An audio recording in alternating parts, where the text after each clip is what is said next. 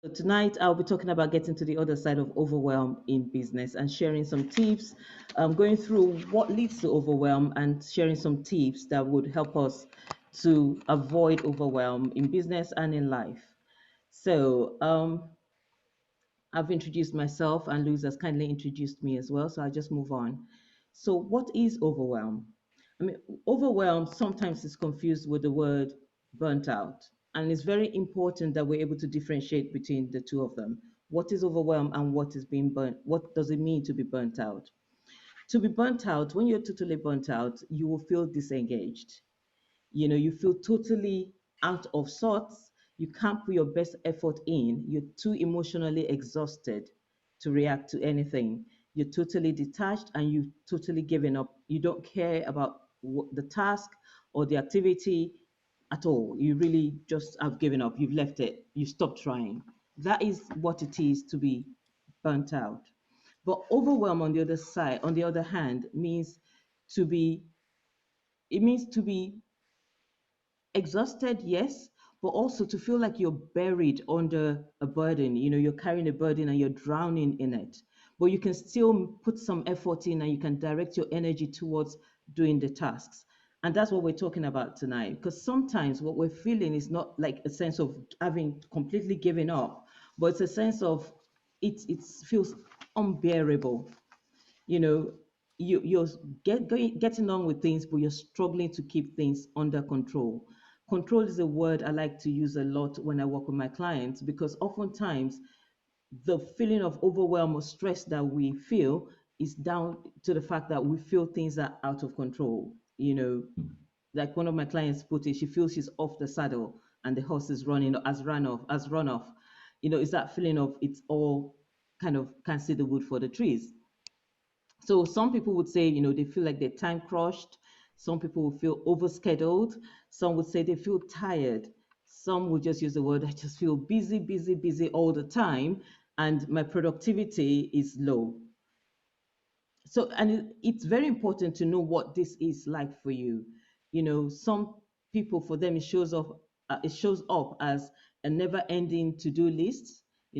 I'm never going to get to the end of this. I was speaking to someone earlier today, and she said to me she has a running to-do list from 2019, and she keeps adding to it. And every time she looks at it, she just feels so drained and tired, even before she starts her day. So that's what overwhelm can do to you. Also, it shows up as, you start to miss deadlines, sleepless nights, not returning calls and emails, always rushing, last minute, oh, look at the time, I've got to get the children, or I've got to make this call, I've got to be at the next meeting, and I'm running late, always running late. Procrastination, putting off things that makes you uncomfortable and takes most time or requires effort, but you know it needs to be done. But it's just like, I've got to just deal with that another day, but you never get around to dealing with it.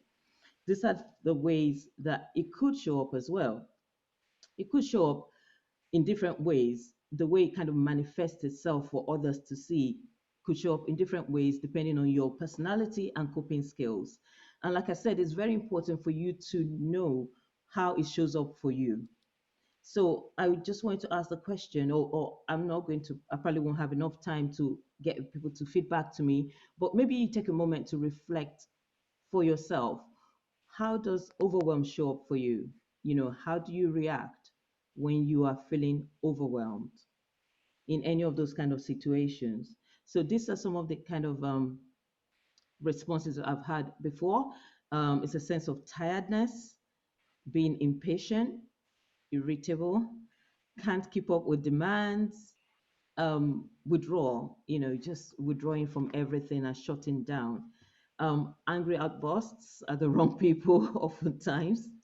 Anxiety, worry, busy, busy, busy. The words again, busy, busy, busy.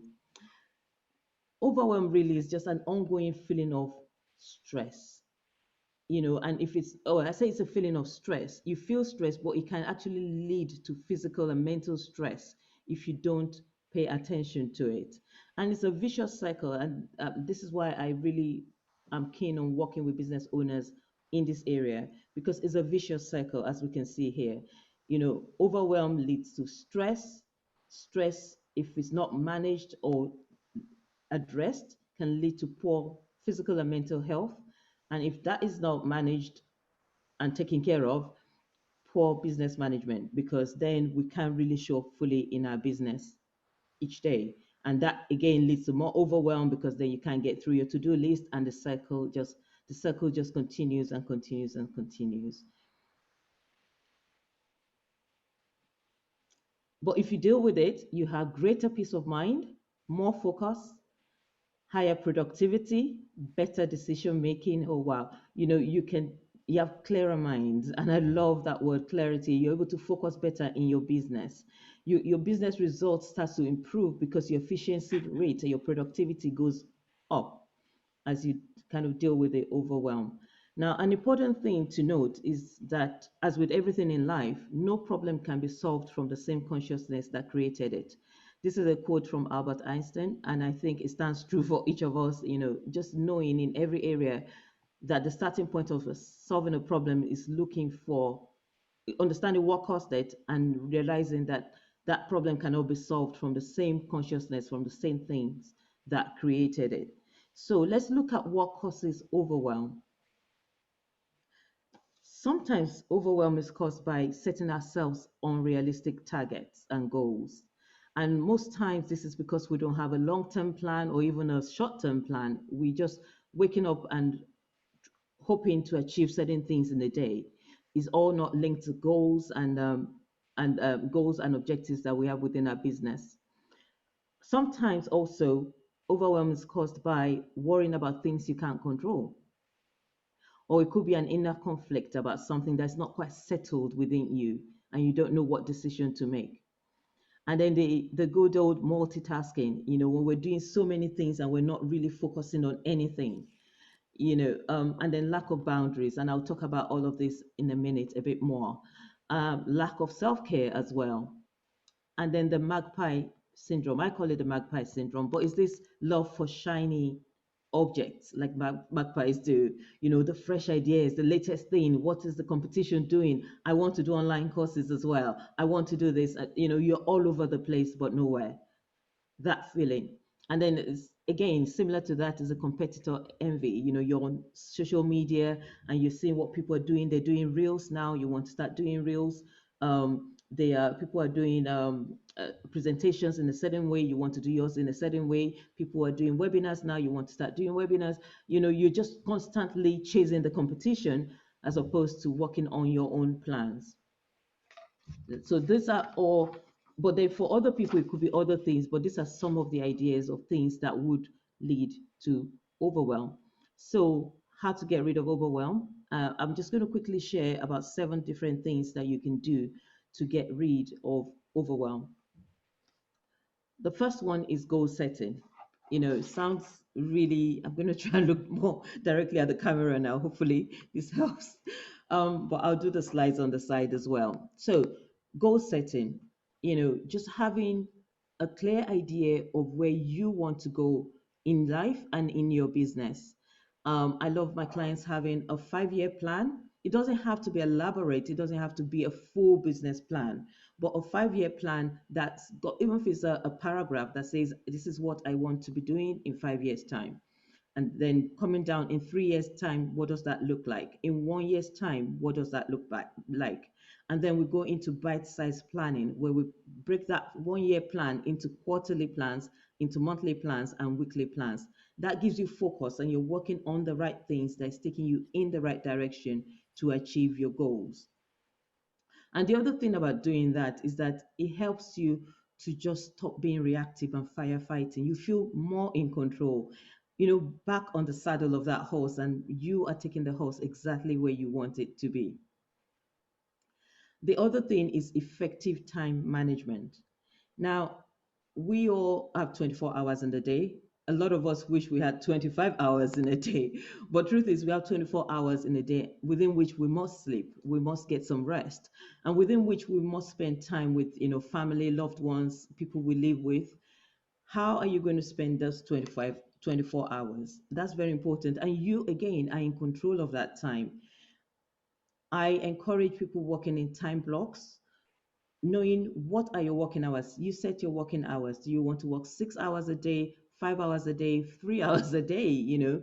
What hours do you want to work each day, Monday to Friday or Monday to Sunday, depending on what hours you or what your work rhythm of work is. But you predetermine that and work to that time.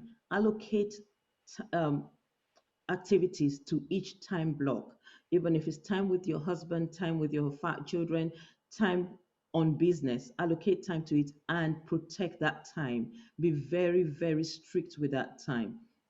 When you do that, when you're able to do that, you're more present doing what you're supposed to do in that allocated time, compared to just kind of flowing from one thing to the other. And whilst you're with the children or with the husband or the partner or with friends, you're still got the business at the back of your mind. So let each thing have its own time slot. That's very important. Another thing to consider is setting boundaries. Now, this is similar to time management in terms of having set time for everything and making sure there is a boundary. When you're at work, you're switched on for work. When you're home, you're switched off work and you are working, you're switched into home life.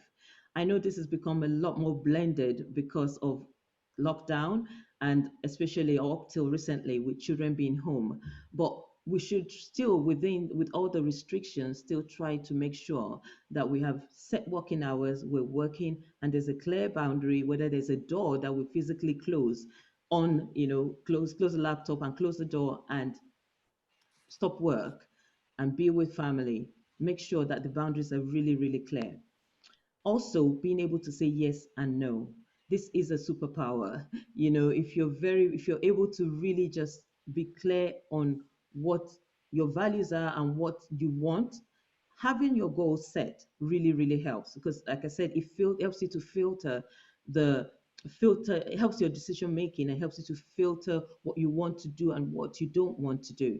So again, being able to say no to the things that are not important for you right now and being able to say yes to the right things is going to be very important to be able to overcome overwhelm. The other thing is self care. Be kind to yourself, I put there, because when you're overwhelmed, really, it affects your mental and physical well being.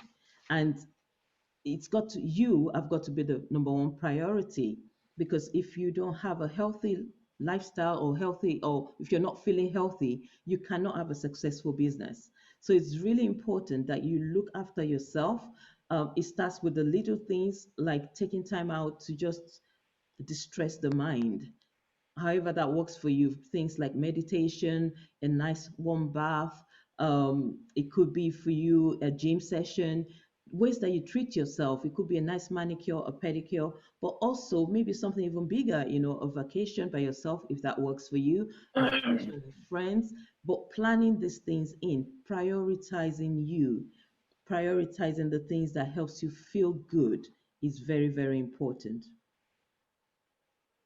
Another point I want to share, the fifth point, is outsourcing tasks. It's so important to buy back time. As entrepreneurs, most times we feel like we can do most things, and sometimes it might be because of budget restrictions. We really can't feel we can't afford to outsource things. But the truth is that it's so important that we can free up our time. In fact, the way I like to think about it is, can you afford not to outsource things? What is the opportunity cost? If the opportunity cost is time with family, if the opportunity cost is something that causes you to feel overwhelmed and can lead to health problems, then perhaps you could have a second thought about that and explore ways to get some support around you and your business. And talking about support, that brings me to the last point, or the second to the last point actually, is to build a support system around yourself. Because when you feel supported, when you feel you have a community of people around you that have got similar interests or are definitely looking out for you, it really helps you to feel more confident, more motivated.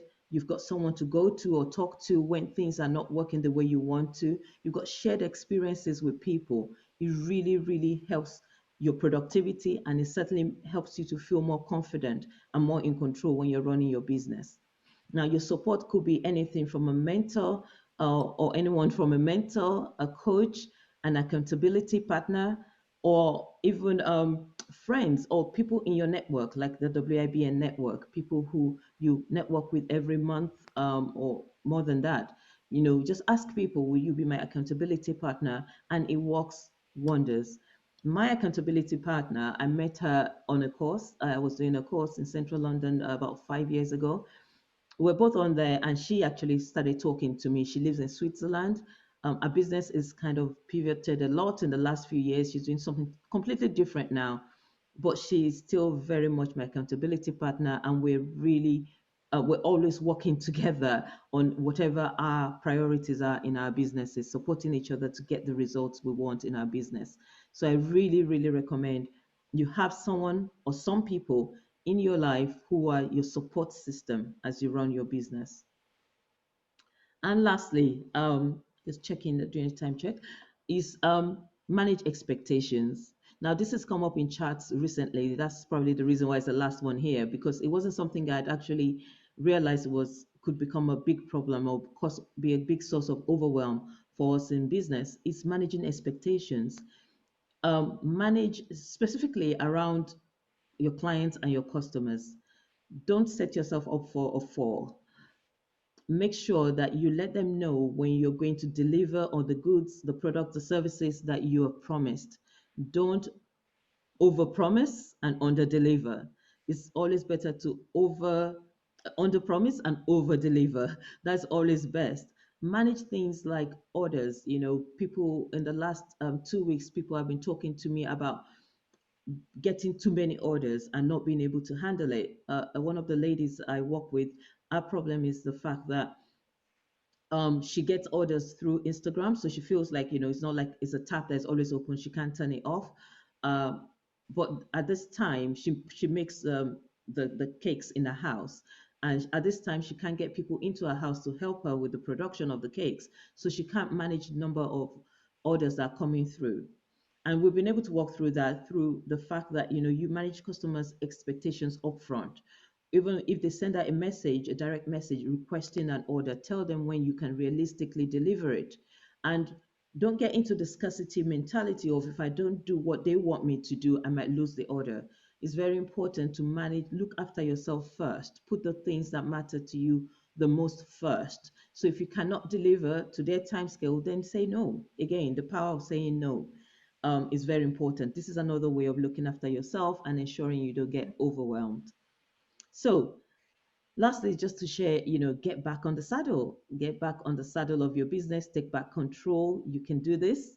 We can all do this, and avoid overwhelm at all costs. And just before I end, I was just going to share a couple of slides on if you want to know more about this, I am running a challenge starting on Monday the 15th, which is next week Monday, for 5 days. That's a bit of details about it here and a little bit more on this slide. If you want to know more, you can contact me or you can just go onto that link. It's a free challenge and you can find out a bit more about how to get over the feeling of being overwhelmed and start to achieve your goals with more focus and clarity.